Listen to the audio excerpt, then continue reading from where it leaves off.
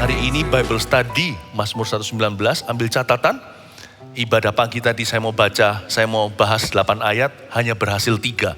Padahal Mazmur 119 adalah Mazmur terpanjang atau pasal Alkitab yang paling panjang. 176 ayat, gak main-main loh ya.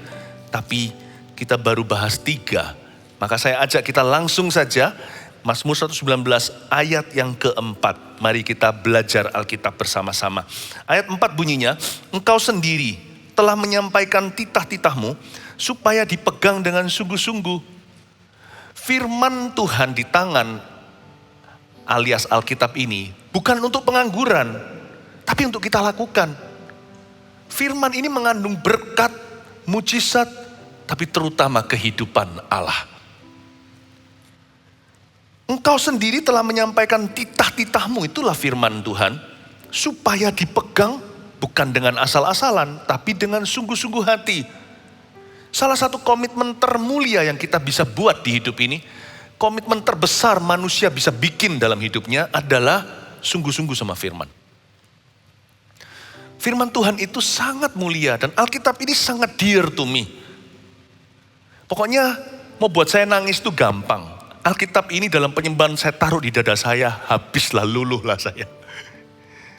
Ya, sampai mengembun nih kacamata. I love the word because the word really loves me. Saya cinta firman karena firman itu sungguh-sungguh mengasihi saya. Firman Tuhan itu mulia, dia punya maksud yang indah dalam hidupku. Dia mau membangun sesuatu. Karena itu jangan pernah asal-asalan dengan firman Tuhan. Jangan asal-asalan dengan Alkitab. Engkau sendiri telah menyampaikan titah-titahmu supaya itu agar supaya dipegang dengan sungguh-sungguh. Gak rugi gak? Orang yang pegang firman dia keluarganya bahagia. Bagaimana enggak? Firman ini garis bawahi setiap hubungan kita. Tanpa firman berabe celaka. Suami gak tahu batasnya. Selingkuh pun boleh. Di dunia ini kan nasihat fasik begini, asal lu beri makan keluarga lu, istri lu gak perlu tahu. Mati kita nanti. Anak-anak kita gak akan ada batasnya. Apa boleh, apa tidak. Kalau bergantung papa mama saja, parah. Sekalipun papa mamanya pendeta, saya gak mampu kalau bukan karena firman yang saya perkenalkan sedini mungkin dalam kehidupan putra putri. We need the word doesn't need us. Firman Tuhan gak butuh kita, makanya kita gak ada kan namanya ditulis di kitab Wahyu. Kitab Kejadian sampai Wahyu, gak ada kan? Firman gak butuh kita yang butuh firman. Dan firman ini diberikan Tuhan kepada dalam hidup kita. Dia menyampaikan titah-titah agar supaya dipegang dengan sungguh-sungguh. Berbahagialah orang yang memegangnya. Engkau sendiri telah menyampaikan titah-titahmu dalam bahasa aslinya sebenarnya bunyinya semacam ini. You have commanded your word.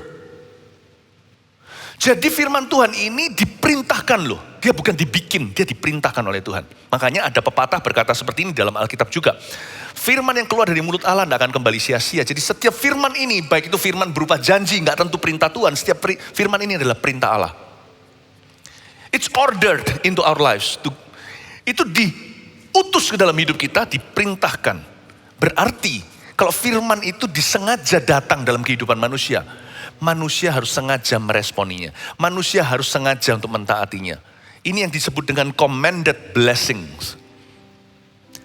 Saya sebut di ayat yang keempat ini, commanded obedience leads to commanded blessing. Ya. Ketaatan yang disengaja atau yang diperintahkan akan menuntun kepada berkat yang disengaja pula. Gak ada orang yang gak sengaja taat sama Tuhan, gak bisa di hidup ini lawan arus. Jatuh bisa gak sengaja, taat gak bisa gak sengaja. Ketaatan harus disengaja, hai istri hormati suami itu harus disengaja. Karena gak gampang loh hormat sama laki-laki yang gak sempurna. Dari jauh bisa sempurna, setelah dekat baru kerasa getahnya. Hai suami kasih istrimu seperti dirimu sendiri. Ya ampun, laki-laki itu penuh dengan ego dan gengsi. Kalau gak disengaja, gak mungkin kejadian itu firman. Gak akan keluar apa-apa dalam hidup kita, tidak ada keluaran. Dan gak mungkin kita bisa menjadi imamat yang benar.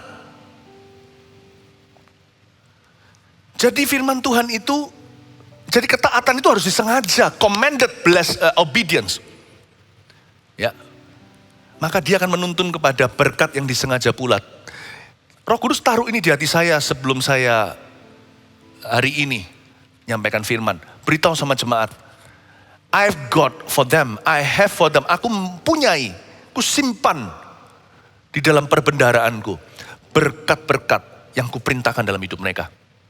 Jangan ada di antara jemaat yang merasa, gampang, ntar Tuhan berkati, itu mudah kok, gak bisa. Tuhan tidak punya kawean.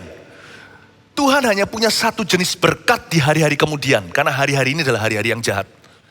Hanyalah berkat yang diperintahkan.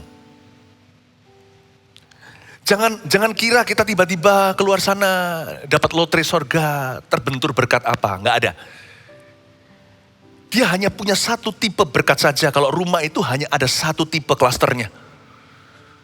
Rumah yang dibangun oleh Tuhan, berkat yang disengaja. Tuhan memerintahkan kepada kita untuk hidup sesuai firman. Karena Tuhan telah menyediakan berkat yang mata kita nggak pernah lihat, telinga belum dengar, nggak pernah muncul dalam pikiran kita.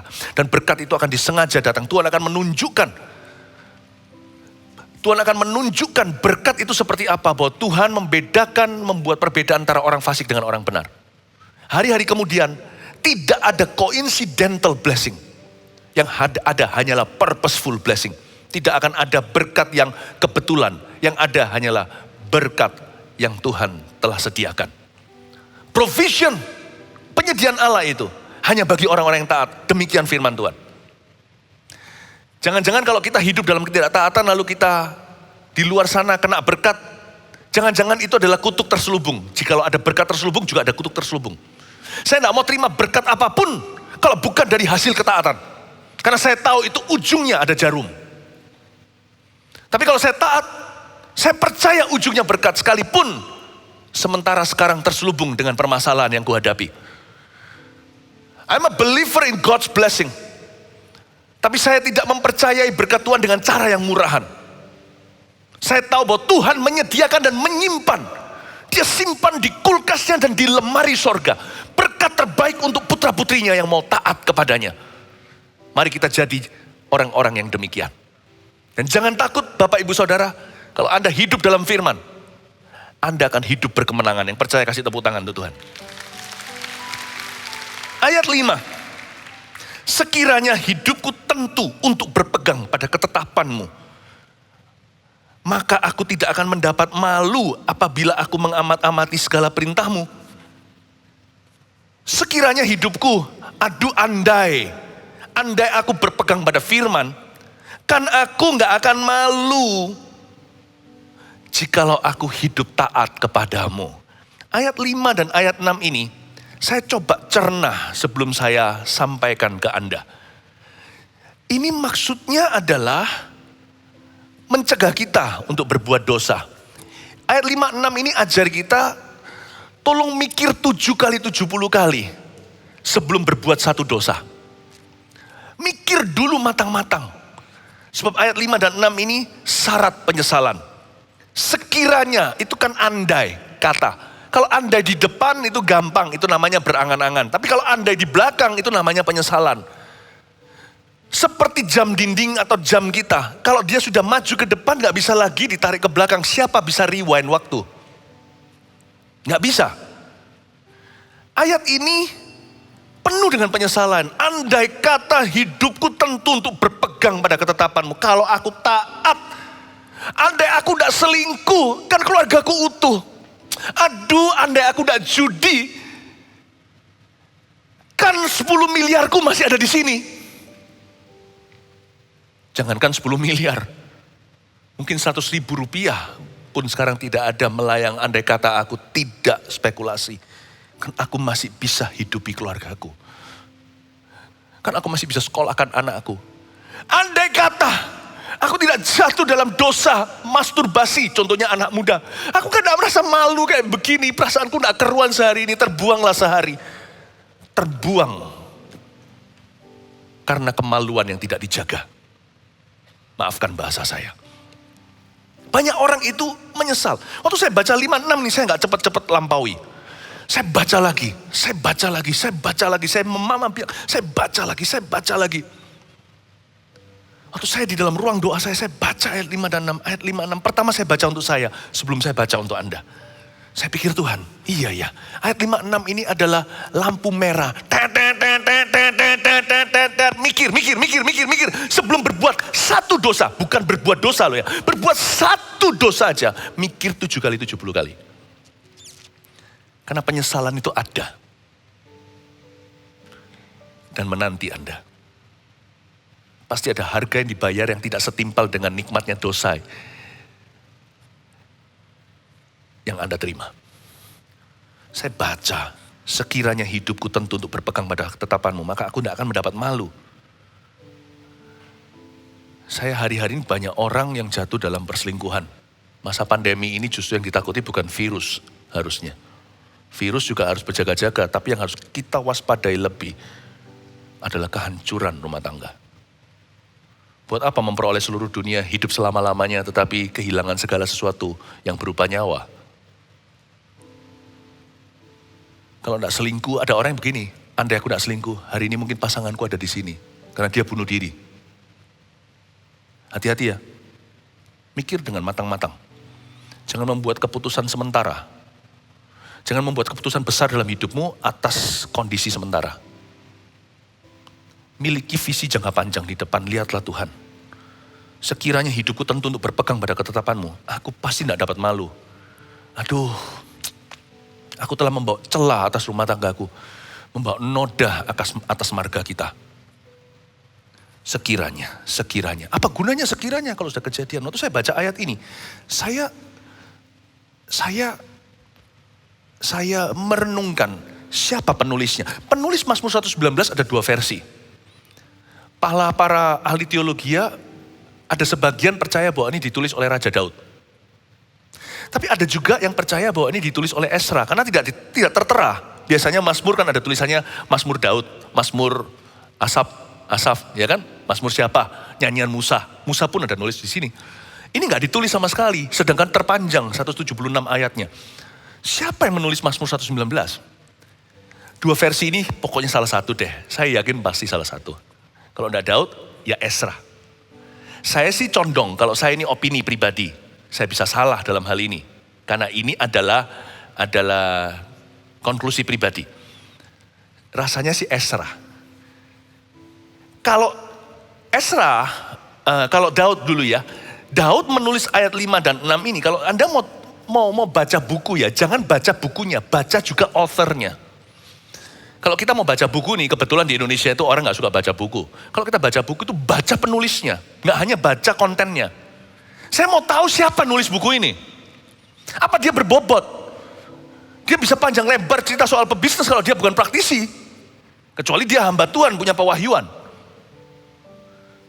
Kalau dia bicara panjang lebar tentang Tuhan sedangkan hidupnya gak keruan, saya gak akan baca bukunya. Read the author, not only read the book. Don't judge the book by its cover, but judge the book by its author. Jangan nilai sebuah buku dari halaman depannya, tapi nilailah buku itu dari sang penulisnya. Siapa yang menulis 119 Mazmur terpanjang ini? Jikalau yang menulisnya Daud, ngerti aku, saya paham langsung. Karena kalau Daud menulis ini, dia menulis dari pengalaman pahit, pengalaman pribadinya jatuh dengan Batsheba. Coba ya, dengan pikiran Daud di kepala, kita baca ayat ini lagi. Sekiranya hidupku tentu untuk berpegang pada ketetapanmu, maka aku tidak akan mendapat malu apabila aku mengamat-amati segala perintahmu. Ya, paham saya. Daud berkata, andai kata aku tidak jatuh sama Batsheba, hari ini kan anakku Absalom masih hidup. Jangankan Absalom, yang kita tahu hanya Absalom yang mati. Absalom sebelumnya dia membunuh semua anak yang lain. Andai kata si ini, Sinyo dan Noni masih ada di sini. Aduh bodoh aku. Tapi apa boleh buat, nasi sudah jadi bubur. Telanlah bubur pahitmu. Kalau ini dari Daud, ini pengalaman pribadi loh. Makanya Mazmur itu saya hargai. Karena ini keluar dari seorang yang bayar harganya. Ada harga dibayar sebelum tertera di sini. Untuk Anda dan saya. Aduh, andai kata aku tidak jatuhkan hari ini. Tidak perlu mengorbankan satu orok atau bayi. Lahir dari perselingkuhan itu. Keluar satu bayi yang dibuat Tuhan mati. kokonya Salomo. Salomo anak berikutnya dengan Batsheba. Andai kata begini kan kerajaanku utuh, tidak hanya itu. Cercah dan noda atas Daud, Alkitab itu sangat jujur sekali. Dia tidak menutup-nutupi hambanya. Daud pun ditulis semua kejadiannya. Maka aku tidak akan mendapat malu apabila aku mengamat-amati segala perintahmu. Saya sekarang bisa dengan tutup mata buka di halaman di mana Daud jatuh dalam dosa di Batsheba, di Alkitab. Tidak bisa hilang lagi dalam memori dan sejarah Daud pernah jatuh. Andai kata aku nurut sama Tuhan, andai kata aku berpegang pada ketetapan, setiap kali aku mengamati perintahmu, aku tidak akan mendapat malu. Kayaknya kalau Daud hidup di perjanjian baru akan sulit bagi dia. Orang kalau nulis biografi kan nulis bagus-bagusnya. Dia ditulis buruknya. Dia akan sulit sekali. Untungnya Daud tidak hidup di perjanjian baru, dia sudah di sorga. Kalau enggak, setiap kali dia buka kitab Samuel atau kitab-kitab itu, dia akan malu sekali. Dia akan malu sekali, baca nodanya sendiri. Coba bayangkan, menjabarkan perzinahannya di depan seluruh umatnya. You don't want shame, do you? Mikir 7 kali 70. Kita tidak mau anak-anak kita menuai Absalom yang saling membunuh. Mikir 7 kali 70. Sekiranya hidupku tentu untuk berpegang pada ketetapanmu. Mikir dulu. Tapi mungkin yang nulisin Ezra. Saya lebih percaya ini Ezra karena bahasanya, ya ini menurut saya. Kalau ini yang nulis Ezra itu pendeta di perjanjian lama yang tidak pernah jatuh dalam dosa. Ya orang berdosa, tapi dia gak pernah jatuh dalam dosa. 0 atau 0 skandal. Ezra yaitu Ezranya Nehemia. Yang dia berdoa syafaat maka mewakili umat Allah. Yang dosa umatnya, tapi dia berkata Tuhan kami berdosa kepadamu. Ini orang baik sekali. Ini pendeta yang tidak pernah jatuh. Dia adalah seorang scribe, ahli Taurat yang baik loh ya. Bukan seperti ahli Taurat, orang Farisi di zaman Yesus. Dia adalah seorang theologian. Dia adalah seorang ahli pakar teologi di zaman perjanjian lama. Yang dipakai Tuhan untuk memulihkan kehidupan rohani seluruh Israel. Pasca pengasingan di Babilonia. Ini orang luar biasa. Sedangkan Nehemia bangun struktur organisasinya. Nehemia membangun tembok Yerusalemnya. Tapi Ezra lah yang mengajari mereka gimana cara beribadah. Ezra lah rohaniawannya. Sedangkan Nehemia itu seperti gubernurnya, semacam itulah. Administrasi, tapi Ezra itu rohani. Ini orang luar biasa loh. Ini tokoh. Tidak ada Ezra, tidak ada bangsa Israel, dan hingga kedatangan Mesias yang pertama kali. Ezra ini menulis, Ezra ini anggaplah orang yang paling suci lah di antara kita sekalipun dia lahir orang berdosa. Kalau dia bisa ngomong ayat 5 dan 6, berarti bukan kejadian dalam konteksnya. Berarti Ezra memberi kita peringatan. Coba bayangkan, sekiranya hidupku tentu untuk berpegang pada ketetapanmu. Maka aku tidak akan mendapat malu apabila aku mengamat-amati segala perintahmu. Jikalau Ezra yang menulis Mazmur 119, termasuk ayat 5 dan 6 yang barusan saya bacakan, maka Ezra berkata begini, aku supaya nggak jatuh, aku pergi ke masa depan dulu, aku imajinasi bayangkan kalau aku jatuh rasanya gimana hidupku. Penting rasanya, kita ambil waktu saat teduh pribadi dan refleksi. Bayangkan kalau you jatuh gimana? Bayangkan kalau saya jatuh gimana? Penting sekali. It's very important.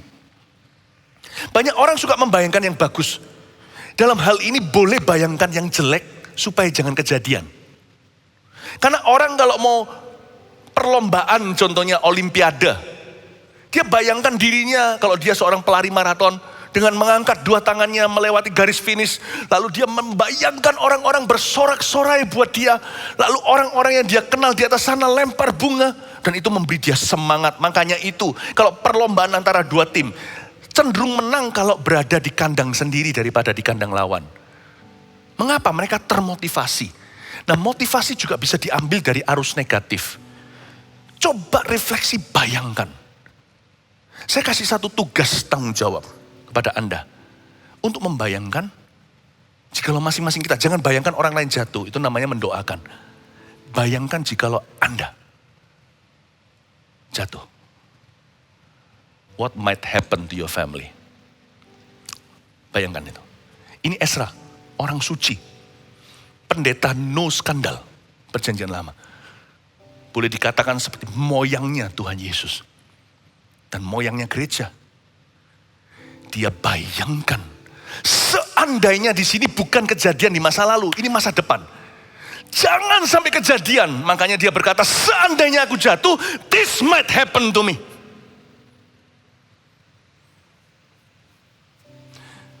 Harusnya yang mendengar firman kiri juga orang yang mau bunuh diri. Harusnya. Dia harus membayangkan past death, melewati kematian. Dia mau lari kan dari kenyataan.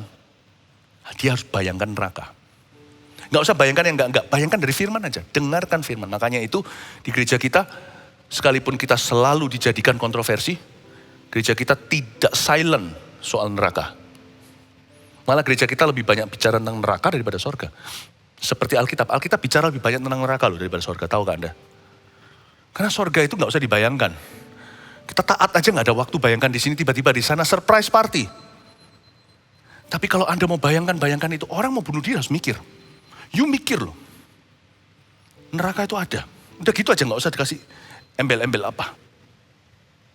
Seandainya semua orang yang mati masuk neraka hari ini berkata seperti ayat 5, tapi bukan lagi dalam Roh Kudus, dalam binasa. Seandainya aku pegang ketetapan Tuhan, aku tidak berakhir di sini. Seandainya aku jadi orang kaya yang generous atau murah hati, yang bukan mamon yang disembahnya, tapi Tuhan. Aku tidak akan berakhir di sini, Tuhan, tidak ada Tuhannya. Kenapa di dalam perumpamaan Yesus, si orang kaya yang meringkuk di neraka itu, mohon sama Bapak Abraham. Ayo, coba saya kasih teka-teki. Why? Kenapa Bapak Abraham? Karena waktu itu kan dialognya dengan Bapak Abraham. Kan Lazarus ceritanya nih dalam perumpamaan Yesus berada di pangkuan Abraham. Bukan berarti di pangku begitu, maksudnya dalam hadirat Abraham. Kenapa bukan hadirat Tuhan? Karena orang yang sudah di neraka, sudah terpisah selama-lamanya dengan Tuhan. Jadi Tuhan memberikan perumpamaan, tidak boleh, dalam memberikan perumpamaan Tuhan harus konsisten. Mengajarkan, karena Tuhan Yesus itu guru besar. Guru maha besar. Jadi dia bilang, orang kaya yang menderita di dalam api neraka itu bicara sama Bapak Abraham. Bahkan dalam perumpamaan pun tidak boleh ketemu Tuhan, orang kalau sudah binasa. Saya yakin di neraka, manusia sudah tidak bisa sebut Yesus. Karena barang siapa berseru pada nama Tuhan, dia akan diselamatkan. Dan tidak ada keselamatan, tidak ada nama Tuhan. Makanya bicara sama Abraham kan, tolong kirim Lazarus. Ke rumahku masih ada 5 kokoku, saudaraku. Beritahu mereka untuk bertobat sedini mungkin. Supaya jangan berakhir seperti aku. Aku haus, tolong teteskan setetes air dari jari kecil Lazarus. Seandainya aku kan tidak berada di sini kalau hari itu aku bertobat dini. Seandainya nggak ada orang membantu orang kaya yang binasa ini untuk berpikir dulu sebelum mati. Think, my friend, think. Akal budi, ku cinta kau. Begini caranya pakai pikiran kita, bukan untuk menjatuhkan orang lain, untuk berdebat. Pakailah yang berguna untuk mengerjakan keselamatan. Akal budi, ku cinta kau. Ada orang tanya sama saya, Pastor Philip, kenapa rambutnya mulai berubah? Ya usia bro. Tapi juga karena mikirin lu. Otak saya ini diperas setiap hari. Untuk memikirkan sebagian besar kehidupan Anda, jemaat, bukan saya. I think hard. Saya tahu Roh Kudus yang bekerja. Tapi akal budi aku cinta. Tak pakai. Untuk mikir untuk diri sendiri juga. What will happen? Bagaimana kalau saya diperhadapkan dengan suatu situasi, kalau saya meresponi gini. 7 langkah ke depan kira-kira apa? Memang manusia tidak tahu masa depan. Tapi saya bisa tahu reaksinya. Saya bisa tahu kosa. Dan akibat. Paling tidak saya pakai otak saya berpikir, kalau saya sampai balas, ini akan terjadi. Kalau sampai saya kepahitan, ini akan menjadi ronde berikutnya. efeknya demikian. Pakai akal budi, ku cinta kau. Makanya itu di Roma 12 dikatakan, perbaharuilah akal budimu dengan firman Allah. Bukan hanya baca firman, baca Alkitab ayat-ayat. Tapi saya pakai ayat ini untuk cuci bersih. Untuk cuci otak saya. Seandainya, sekiranya. Hidupku tentu untuk berpegang pada ketetapanmu. Esra mikir, kalau aku jatuh.